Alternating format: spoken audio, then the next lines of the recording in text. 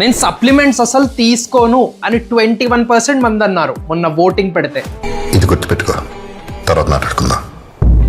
Natural గా అంటే normal diet ద్వారానే మన బాడీలోకి అన్ని పోషకాలు అందించుకోవడం కరెక్టే. కానీ మన Indian bodies and normal Indian diet చూసుకుంటే కొన్ని పోషకాలు సరైన అమౌంట్స్ లో ఉండవు. మిస్సింగ్ ఇండియన్ న్యూట్రియంట్స్ అనొచ్చు వీటిని. అండ్ అలాంటి మూడిటి గురించి ఈరోజు చెప్తా. చెప్పు. విటమిన్ డి 50 to 94% ఇండియన్స్ లో దీని డెఫిషియన్సీ అంటే లోపం ఉండొచ్చు.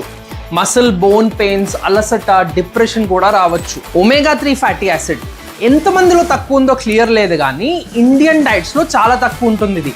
దీని డెఫిషియన్సీ హెయిర్ లాస్ చేస్తుంది, చాలా common problem. B12 deficiency veg వాళ్ళల్లో పెద్ద ప్రాబ్లం ఇది, కానీ ఈ మధ్య చికెన్, పాప్కార్న్ లాంటి ప్రాసెస్డ్ ఫుడ్స్ తినడం వల్ల నాన్ వెజ్ వాళ్ళల్లో కూడా వస్తుంది. కాన్సన్ట్రేషన్ తగ్గిపోవడం, మూడ్ బాగోకపోవడం, బేసికలీ బ్రెయిన్ ఇష్యూస్ రావచ్చు దీనివల్ల. మరి ప్రాబ్లం ఇది. సొల్యూషన్ ఏదంటే మన ఇండియన్ తెలుగు ఫుడ్స్లో ఈ 3 పోషకాలని ఎలా పొందొచ్చో ఒక మంచి లిస్ట్ రాశాను.